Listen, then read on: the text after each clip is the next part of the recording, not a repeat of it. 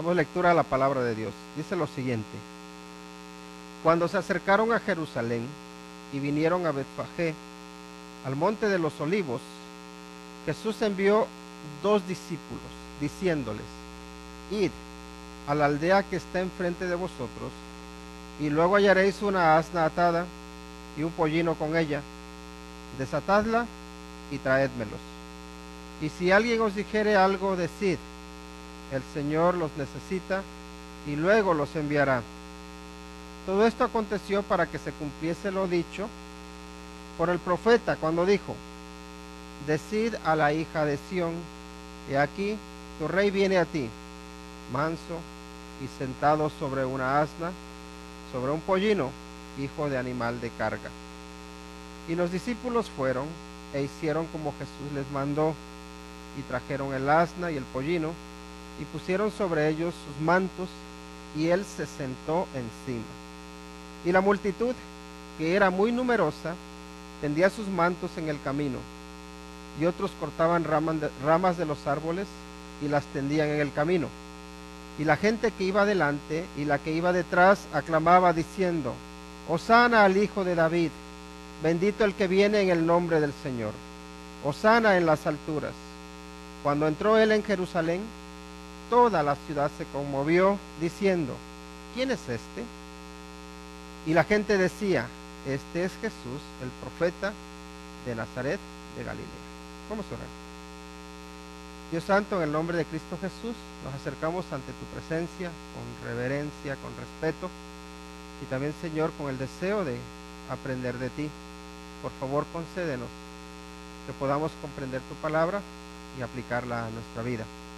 Señor, pedimos de tu bendición, de la dirección de tu Espíritu Santo, que sea Él nuestro Maestro, pues te lo rogamos en el nombre que es sobre todo nombre, el nombre de Cristo Jesús. Amén. El tema que vamos a tratar esta tarde es el siguiente: contempla a tu rey. Y uno de los problemas que suele haber del que suelen quejarse las personas del por qué no van a la iglesia, es porque dicen: es que ahí va tal persona, o porque va esta otra persona. Generalmente es porque fijamos nuestros ojos en la gente. Generalmente dejamos de asistir a una iglesia porque no me trataron bien, porque no me hablaron como yo quería, porque decimos hay muchas razones por las cuales uno dice: no quiero ir a la iglesia. Pero todas tienen que ver con el desviar nuestra vista, nuestra mirada de Cristo Jesús, y centrarnos en los hombres, o en centrarnos en algo que no tiene nada que ver con la adoración a Dios, que no tiene nada que ver con admirar a nuestro Señor, que no tiene nada que ver con adorar a Dios. Y aquí, si nos damos cuenta, estuvimos memorizando, ¿no?, el versículo 5, que nos dice: decid a la hija de Sión, y como dice: he aquí, tu rey viene a ti. He aquí. Y la palabra he aquí significa mira. Presta atención o fija tu mirada en esto. ¿Y en qué nos dice que fijemos la mirada? En el rey que viene a ti. Pero ¿saben qué? El rey, que es el Señor Jesucristo, viene a nosotros constantemente, nos habla constantemente, se manifiesta constantemente. Pero el problema suele suceder que no le prestamos atención. ¿Por qué? Porque en lugar de estar mirando o fijando nuestra mira en el rey, la fijamos, podemos decir, en los súbditos, en los sirvientes o en cualquier otra cosa, quizás en el burro, pero no en el rey. Y no dice: miren el burro, no dice: miren a los niños que cantan, miren a la multitud, dice: mira a tu rey. Así que ese es el tema que vamos a estar un poco desarrollando en esta tarde o esta noche. Y nos dice: contempla a tu rey. El primer punto es: contempla a tu rey, enviando e instruyendo a sus discípulos para que cumplan con una misión. Eso es lo que vemos en el versículo 1, ¿no? Dice, el 1 el 1 principalmente, y el 2 dice: cuando se acercaron a Jerusalén y vinieron a Betfagé, al monte de los olivos, Jesús envió 2 discípulos, diciéndoles: id a la aldea que está enfrente de vosotros, y luego hallaréis una asna atada y un pollino con ella. Desatadla y traédmelos. Fíjense lo que está haciendo. El Señor Jesucristo está enviando a sus discípulos, por lo menos a 2 de sus discípulos, a una misión. Parece una misión que no es tan importante, ¿verdad? ¿Qué es lo que tienen que hacer? Algo que cualquiera de nosotros quizá podría haber hecho. Es, vayan a la ciudad, o vayan allí más adelante más bien, va a haber allí un pollino con su madre, con el asna, desatadlos, dice, y tráiganlos. La tarea es sencilla, pero fíjense cómo para desempeñar la tarea que el Señor Jesucristo les encomienda requiere fe. ¿Por qué? Porque ¿cómo sabe el Señor Jesucristo lo que se van a encontrar?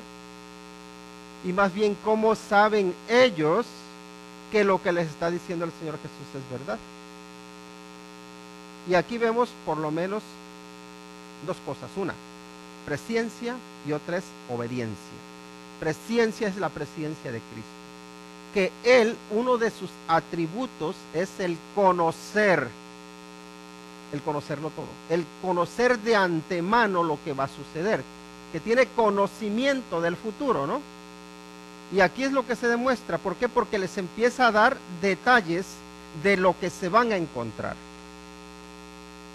Y les dice, pues vayan a tal lugar, van a encontrar esto y esto.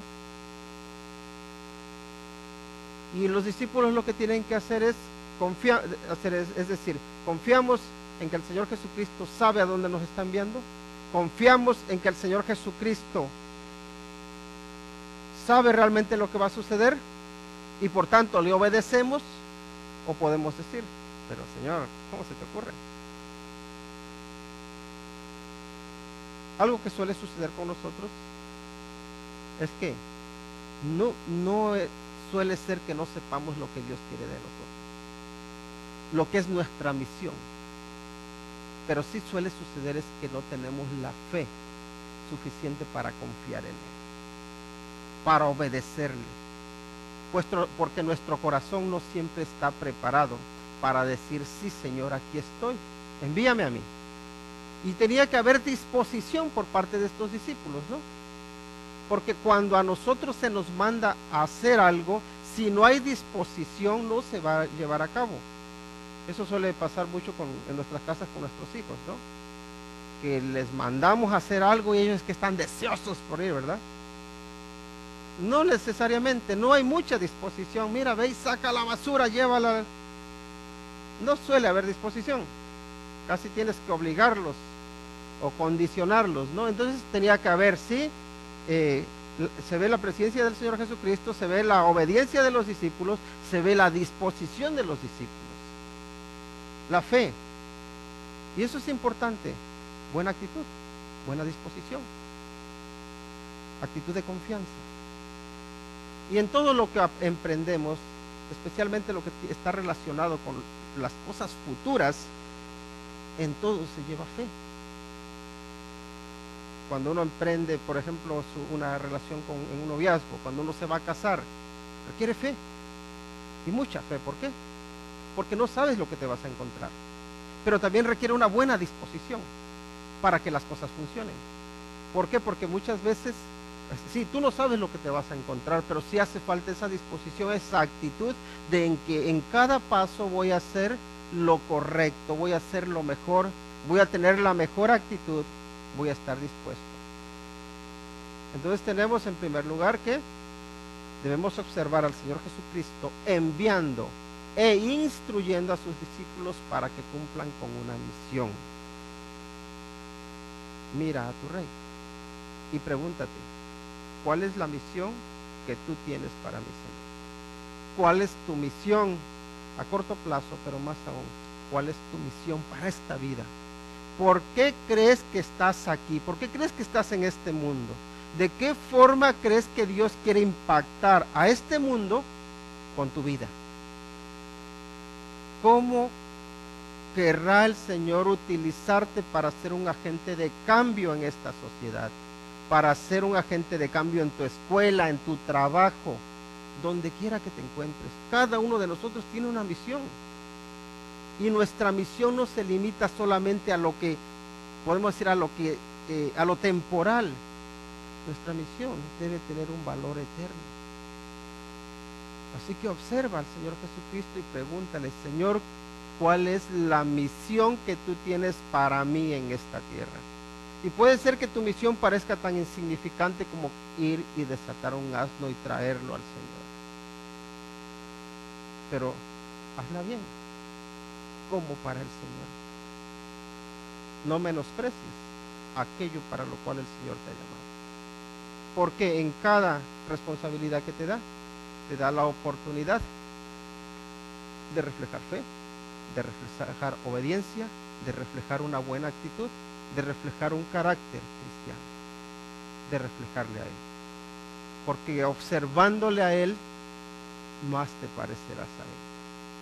Entonces, primero es: mira o contempla a tu Rey, enviando e instruyendo, pero también contempla a tu Rey preparando a sus discípulos para enfrentar posible resistencia.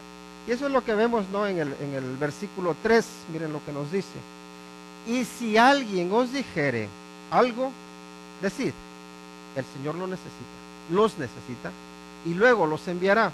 Miren, la verdad hay muchas cosas, curiosidades aquí, ¿no? Pero si se dan cuenta, los otros evangelios nos narran que es un pollino, ¿no?, un hijo de asna, en el que el Señor Jesucristo monta, y parece que solamente se llevaran al pollino, pero aquí vemos que se lleva a los dos, tanto a la mamá como al asno pequeñín, ¿no?, al pollino. Y es curioso, pero también es curioso ver que el Señor Jesucristo no toma ese asno por la fuerza, que lo utiliza con el permiso de los dueños.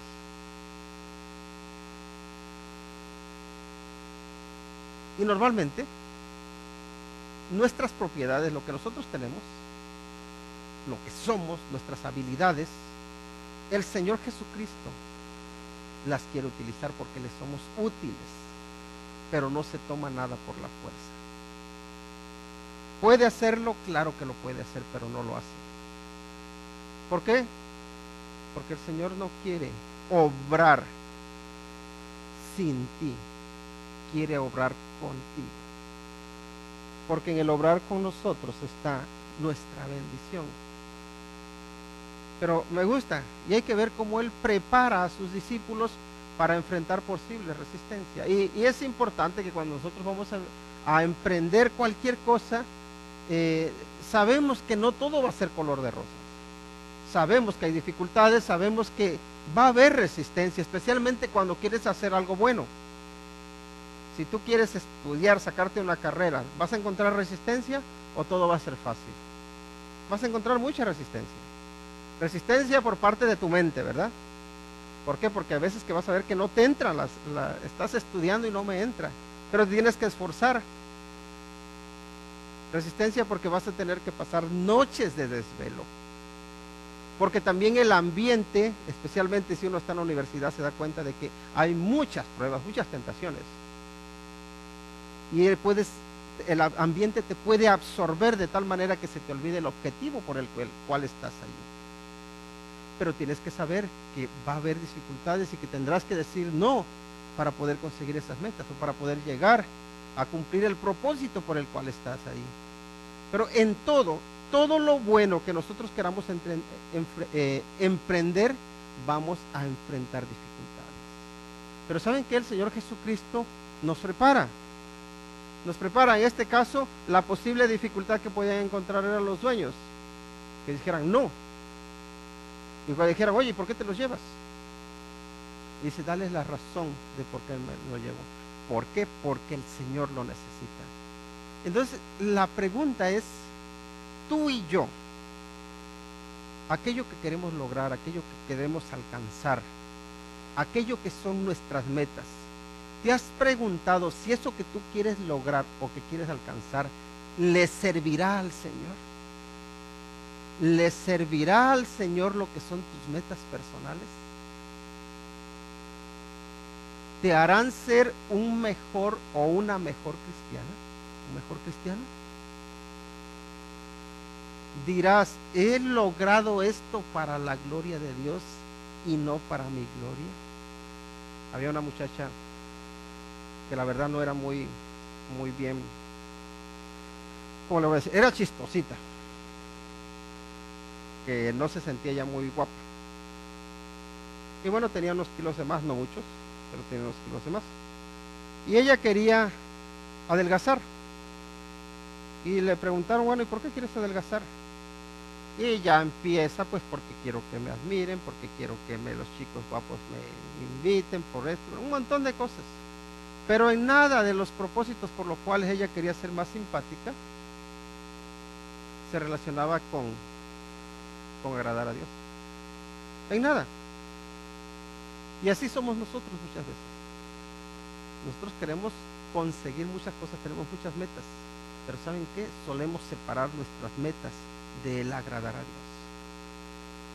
Entonces, cuando nuestras metas las desasociamos del agradar a Dios, nos convertimos en personas centradas únicamente en nuestro egoísmo. Y por consiguiente, nuestras metas se convierten en metas fugaces que no tienen resultados eternos. Sepas que todo aquello para lo que el Señor te llama vale la pena y que vas a encontrar dificultades, pero el Señor Jesucristo no solo nos prepara para enfrentar las dificultades, sino que dice, yo voy contigo. Su propia presencia. Pero contémplale a Él. Contémplale preparándote para la adversidad, para la lucha, para las dificultades. Y no te avergüences de Él. En ningún lugar, en ningún momento, no te avergüences de Cristo. Tómalo como ejemplo. Y vean cómo Él se preparó para enfrentar la adversidad. ¿Por qué? Porque Él precisamente está de viaje, ¿verdad? Está llegando al final de su viaje. Recuerden que salió ya hace unos días y dice que sube a Jerusalén. Y cuando lo vieron como que iba para ir a Jerusalén. La gente se daba cuenta de que él iba de viaje, que iba preparado. Y los discípulos, cuando lo vieron que iba a Jerusalén, se asustaron, iban con temor, porque sabían que ahí en Jerusalén lo querían matar. Pero el Señor Jesucristo iba preparado para enfrentar la adversidad. Iba preparado incluso para entregar su propia vida. Pero iba preparado. Y Él quiere que estemos preparados para servirle. Y no importa el costo. Pero Él no nos manda y nos dice, nos lanza ahí al agua y dice ahí, hóguense. Sino que nos dice, voy contigo. Yo estoy contigo todos los días. Hasta el fin del mundo. Entonces contémplalo. Luego también contempla al Señor. Contempla a tu Rey, cumpliendo con la profecía, viniendo manso y sentado sobre un animal de carga. ¿Qué significa esto o por qué? Dice en el versículo 4, todo esto aconteció para que se cumpliese lo dicho por el profeta, cuando dijo, decid a la hija de Sión, he aquí, tu rey viene a ti, manso y sentado sobre una asna, sobre un pollino, hijo de animal de carga. La actitud del Señor Jesucristo, que es el Rey de Reyes, es una actitud primero de sujeción, una actitud de obediencia. ¿A quién? A su Padre, al Padre, de obediencia a lo que ya está escrito, a la profecía, a las escrituras. La actitud del Señor Jesucristo es la de hacer las cosas en orden, ordenadamente. La de saber ocupar su lugar, la de hacer las cosas en su tiempo y de hacerlo conforme a la Escritura, no cambiando el orden de las cosas. Y eso es importante, porque el Señor Jesucristo, cuando Él se somete a las Escrituras, nos está de alguna manera validando las Escrituras. Si Él es capaz de someterse a lo que dice la Escritura, nosotros en ejemplo, por su ejemplo, debemos someternos a lo que dicen las Escrituras. Que Él hace las cosas para cumplir lo que ya está escrito, lo que se ha dicho. Y su actitud es la de venir a la hija de Sión, venid a Jerusalén. Él, el rey, viene con una actitud de mansedumbre. Y si se dan cuenta, lo que el Señor Jesucristo está haciendo es establecer una conducta totalmente opuesta a la que este mundo los tiene acostumbrados. Porque normalmente los reyes, cuando llegaban a algún lugar, no llegaban con humildad, llegaban con orgullo, con soberbia. No llegaban en un animal de carga, llegaban en animales que eran considerados como animales dignos de reyes, no más bien un caballo. Si eran los del más para la India, pues en elefantes, animales dignos de reyes, pero no, él va en un animal de carga. Pero también la palabra que utiliza es la palabra manso. ¿Y qué significa ser manso? ¿Significa débil, ser débil? ¿Creen que ser manso sea lo mismo que ser débil? No. Una persona mansa es una persona que tiene su fuerza bajo control, su poder bajo control. Es una persona que sabe utilizar el poder en el momento justo. Y bueno, hay un ejemplo de especialmente los que conocen de caballos, ¿no? De cómo a los caballos se les amansa, ¿verdad? ¿Y qué es lo que se hace con los caballos? Generalmente están salvajes y no se les puede dirigir. Cuando se amansan, no es que pierdan su fuerza, siguen siendo igual de fuertes, pero ahora su fuerza está dirigida, está controlada. Y el Señor Jesucristo, cuando se presenta, no se presenta como alguien que no tiene poder, se presenta como alguien que sabe utilizar su poder, como alguien que tiene su poder controlado, que sabe dirigirlo, que sabe lo que tiene que hacer. Y en este caso su poder reside en esa capacidad de entregar su propia vida hasta el punto de morir. Porque él mismo llega a decir, no, que no le quitan la vida, sino que él la entrega, que no es lo mismo. Cuando a ti te quitan la vida es porque tú ya no tienes nada que hacer, pero cuando tú la entregas es porque tú tienes voluntad, porque tienes la decisión de decir, yo la entrego, yo la pongo por mi propia cuenta. Así que el poder del Señor Jesucristo aquí está en que Él, pudiendo tener una legión de ángeles para derrotar a todos sus enemigos, para matar, para vencer, incluso para cambiar el corazón de las personas de forma obligatoria, lo que hace es someterse. Podemos decir en este caso incluso al poder de la muerte, al poder del diablo, para vencerlo, para luego resucitar y para luego dar vida. Ahí está tu rey, dice, manso, cumpliendo con la profecía, y sentado, dice, sobre un animal de carga, sin mucha ostentación. Justamente lo opuesto a lo que nosotros a veces nos gusta. A nosotros nos gusta la ostentación, la apariencia. parecer que somos la gran cosa, y no somos tanto.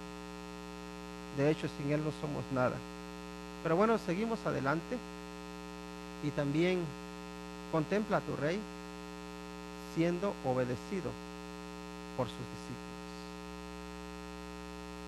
Dice el versículo 6, dice, y los discípulos fueron e hicieron como Jesús les mandó. El 7 dice, y trajeron el asna y el pollino, y pusieron sobre ellos sus mantos, y él se sentó encima.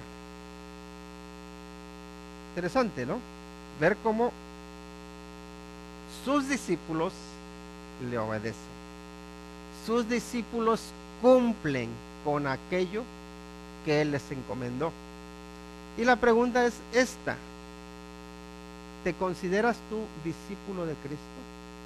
No igual que los discípulos, que los 12 apóstoles, no me refiero a eso, pero un discípulo es alguien que tiene a su maestro, y en este caso el Señor Jesucristo es el maestro, y el discípulo sigue a su maestro, le obedece,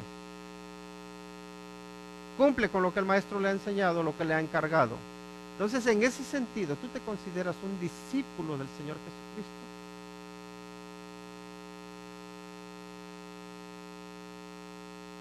¿Lo demuestran tus hechos? Porque una cosa es que yo me considere, otra cosa es que lo lleve a la práctica. ¿Me considero discípulo de Cristo? ¿Soy su seguidor? ¿Soy su servidor? Ellos cumplen con lo que Él les encomienda, pero fíjense cómo luego sus ropas las ponen allí en el asno para que Él se monte. Y ahí tenemos otra vez a los discípulos poniendo a disposición del Señor Jesucristo, en este caso sus pertenencias. Vamos a pasar al siguiente aspecto. Y también es bueno que contemplemos al Rey siendo aclamado como Rey por la multitud.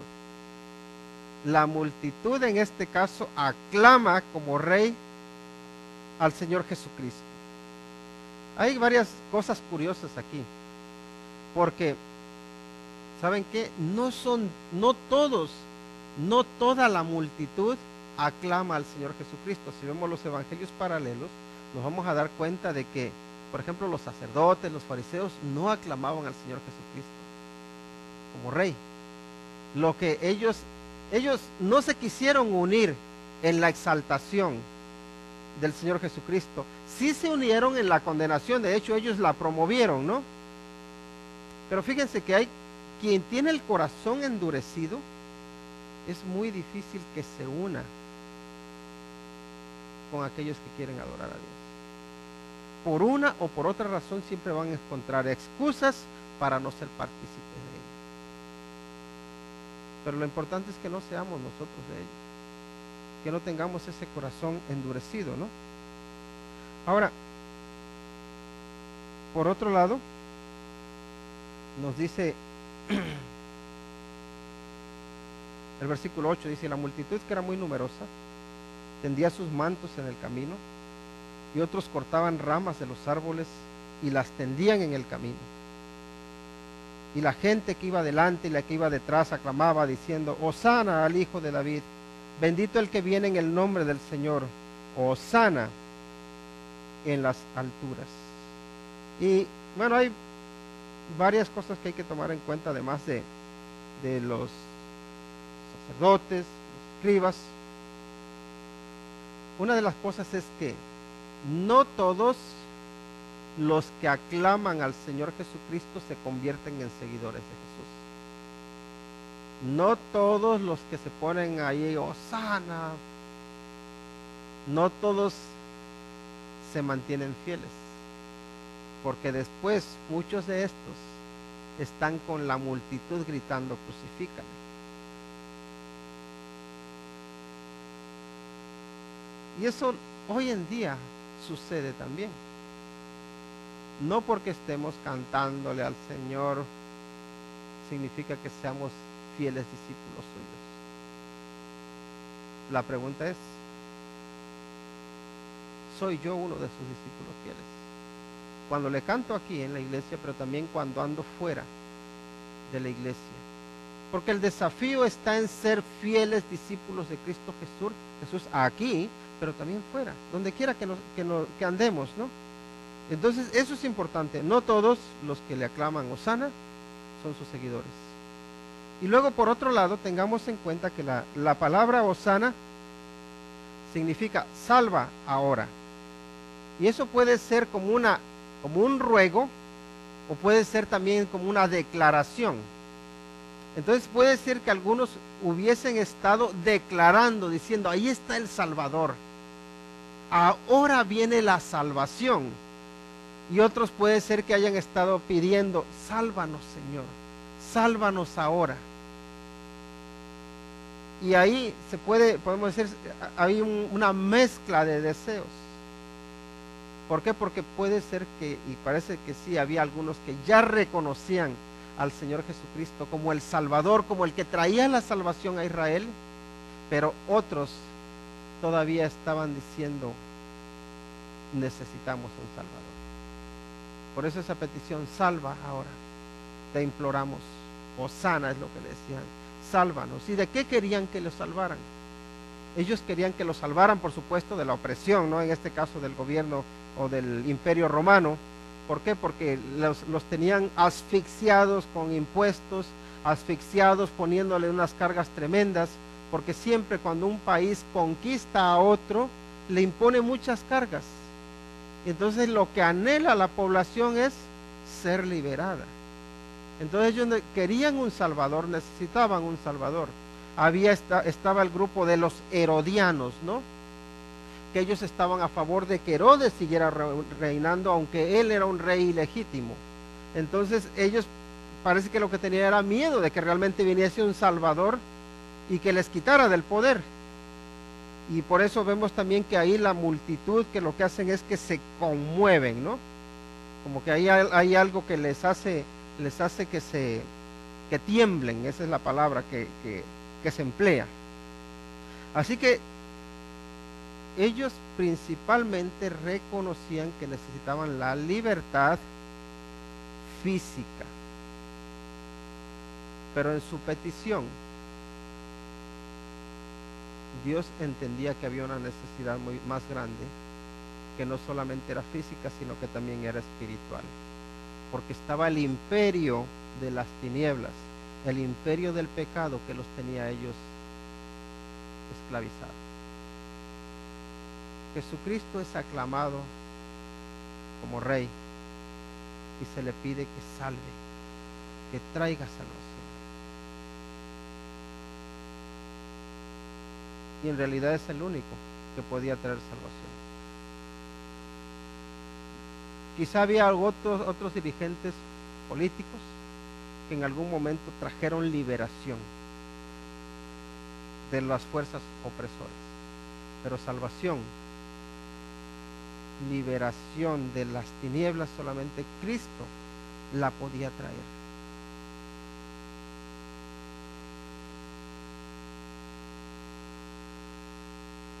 Es importante que también contemplemos al Rey, al Señor Jesucristo, despertando la interrogante: ¿quién es? Dice, cuando entró en Jerusalén, toda la ciudad se conmovió diciendo: ¿quién es este? Todos se conmueven, ya les digo, algunos porque anhelaban que viniera el Salvador y dijeran: ¿será ya el Salvador? Recuerden que en ese tiempo entendemos que era el día 10 de Nisan, era el día en que se presentaba el cordero que iba a ser sacrificado luego el día 14, porque recuerden que cuando se celebraba la Pascua se ofrecía un cordero en sacrificio. Entonces, a esa celebración judía venía gente de todos los puntos, de lejanas tierras, porque los judíos tenían como norma ir por lo menos a 3 fiestas en Israel, y esta fiesta era una de ellas. Entonces había una gran multitud, y lo normal es que iban y allí ofrecían el sacrificio, ¿no? Ofrecían normalmente un cordero. Ahora, cuando ven que todo el mundo, ven que llega el Señor Jesús, y hay una gran multitud cantando, gritando, hosana, que ponen palmeras, que ponen ramas. Entonces lo normal es que la gente que venía de lejos, que no había escuchado del Señor Jesucristo antes, que dijera, ¿y quién es? ¿Quién es este? ¿Por qué causa tanto revuelo? Luego está también los que tenían algo de conocimiento bíblico, que posiblemente podrían haber dicho, es este, ¿quién es este? ¿Es uno de los que la Escritura ha profetizado? Y parece que a ellos es a los que se les responde. Si la gente decía, este es Jesús, ¿quién?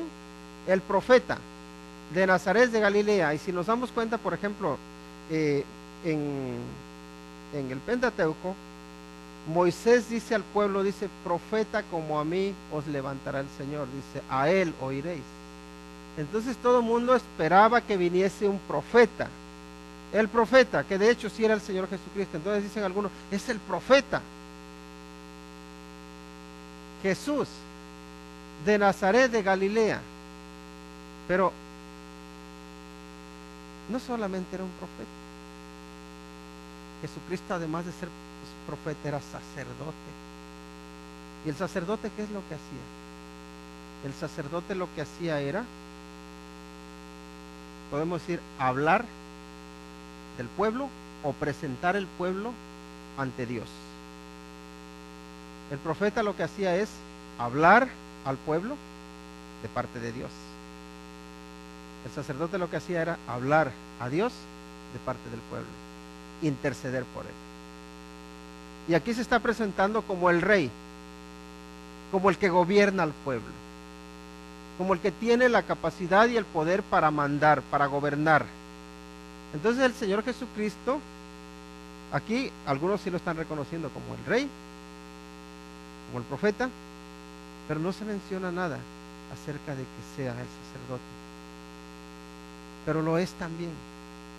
Pero además de eso, ¿saben qué? En este día, en el día 10, se presentaba al Cordero que iba a ser ofrecido en sacrificio.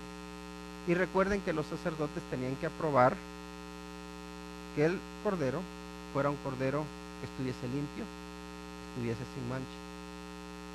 ¿Para qué? Para que luego el día 14 fuese sacrificado, porque este era el día en que apartaban al Cordero para que luego el día 14 fuera sacrificado. Y justamente en ese día, el Señor Jesucristo está siendo presentado como el Cordero perfecto, el Cordero limpio, que era apto para ser sacrificado. Y vemos que luego, después de 4 días, el Señor Jesucristo es sacrificado. Entonces es el rey. ¿Quién es él? Él es el rey, él es el profeta, él es el sacerdote, él es el sacrificio. Él es el único cuya sangre puede librar de la muerte a todos los pecadores cuando nos ponemos bajo su protección. Al iniciar el culto estuvimos leyendo en el capítulo 12 de Éxodo, en el versículo 13, que cuando iba a venir el ángel de la muerte, cuando iba a haber la gran mortandad en Egipto, todos los judíos o todos aquellos que en las puertas de su casa tuvieran la sangre del Cordero, que no padecerían muerte, ¿verdad? Miren lo que dice el versículo 13, dice, del capítulo 12 de Éxodo, dice, y la sangre os será por señal en las casas donde vosotros estéis, dice, y veré la sangre y pasaré de vosotros, y no habrá en vosotros plaga de mortandad cuando hiera la tierra de Egipto. Todo aquel que era cubierto de alguna manera, protegido, guardado por la sangre del Cordero, no sufría muerte. Y todos los que no estaban bajo esa protección morían. Ahora, el Señor Jesucristo, como Cordero,